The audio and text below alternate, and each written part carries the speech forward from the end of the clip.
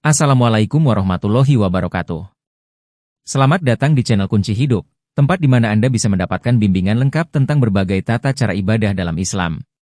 Di sini, kami menyediakan panduan sholat lengkap, perawatan jenazah mulai dari memandikan hingga menguburkan, cara membersihkan najis, mandi junub, dan masih banyak lagi. Semoga konten yang kami sajikan dapat membantu meningkatkan pemahaman dan amalan Anda. Untuk informasi lebih lanjut, silakan kunjungi link yang ada di deskripsi.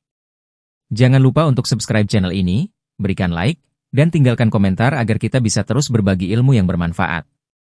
Wassalamualaikum warahmatullahi wabarakatuh.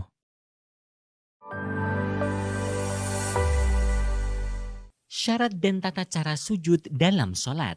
Assalamualaikum warahmatullahi wabarakatuh. Sahabat muslim hafizakumullah. Sujud merupakan salah satu rukun sholat. Sujud secara bahasa adalah turun dan condong. Sedangkan menurut syara, sujud adalah menempelkan jidat orang sholat pada tempat sujudnya. Syekh Salim bin Sumair Al-Hadrami dalam kitabnya Safinatun Najah menyebutkan ada 7 syarat yang harus dipenuhi ketika seorang bersujud dalam sholat. Ketujuh syarat tersebut adalah 1. Bersujud dengan 7 anggota badan. 7 anggota tubuh yang harus menempel di atas tanah adalah kening, kedua telapak tangan, kedua lutut, dan kedua telapak kaki. Rasulullah Shallallahu Alaihi Wasallam bersabda, "Umirtu an asjuda ala sab'ati a'zumin ala al-jabhah wa asyara biyadihi ala anfihi wal yadaini wa rukbataini wa atrafil qadamaini." Artinya, saya diperintah untuk bersujud dengan 7 anggota badan, yaitu jidat, sambil tangan beliau menunjuk pada hidungnya, kedua tangan, kedua kaki, dan ujung-ujung telapak kaki. Hadis riwayat Imam Bukhari. 2. Sebagian jidat dalam keadaan terbuka.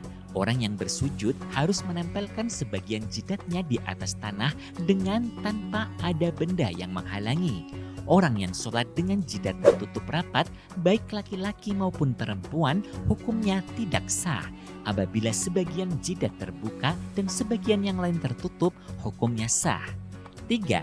Bertumpu pada kepala. Orang yang bersujud harus bertumpu dengan kepala.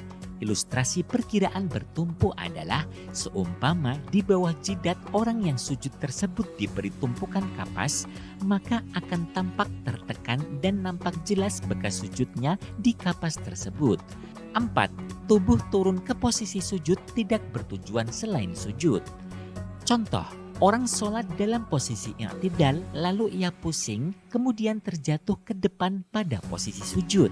Ini artinya turunnya badan pada posisi sujud tersebut bukan karena mau melakukan sujud, tapi karena hal lain yaitu pusing. Apabila ia meneruskan sujudnya, maka sholatnya tidak sah. Langkah yang harus dilakukan adalah ia harus berdiri lagi, kemudian menurunkan badan dengan tujuan bersujud. 5.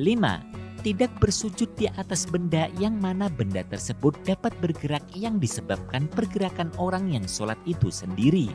Contoh, orang yang sholat dengan menggunakan mukena potongan. Ia melakukan gerakan-gerakan sholat dari berdiri ke ruku', dari ruku' ke i'tidal, dan seterusnya. Mukenanya ikut bergerak. Apabila orang yang sujud tersebut jidatnya berada di atas mukenanya sendiri yang sedang ia pakai, maka sujudnya tidak sah. Di antara benda yang tergolong ikut bergerak ketika sholat adalah 1. Telapak tangannya sendiri. Bila ia bersujud di atas telapak tangannya, sujudnya dianggap tidak sah. 2. Sorban. 3. Rambut dan lain sebagainya. 6. Tubuh bagian bawah diangkat lebih tinggi dari tubuh bagian atas. Orang yang bersujud, posisi pantatnya harus lebih tinggi dari posisi kepala dan kedua bahunya. Tidak boleh sejajar atau bahkan lebih rendah.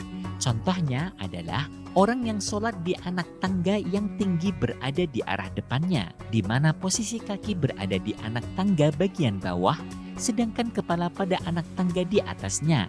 Apabila dengan kondisi demikian, posisi pantat sejajar dengan posisi kepala, maka hukum sujudnya tidak sah. Syekh Nawawi memberikan kelonggaran bagi wanita yang sedang hamil. Apabila ia kesulitan melakukan sujud dengan posisi pantat lebih tinggi dari kepala, maka diperbolehkan melakukan sebatas kemampuannya dan tidak ada kewajiban mengulangi sholatnya. 7. Tuma'ninah. Tuma'ninah adalah sikap diam dan tenang anggota tubuh dengan durasi waktu minimal setara dengan orang mengucapkan kalimat tasbih Subhanallah. Sahabat muslim hafidhakumullah, demikianlah syarat sahnya sujud. Semoga Allah meridhoi setiap ibadah yang kita jalankan.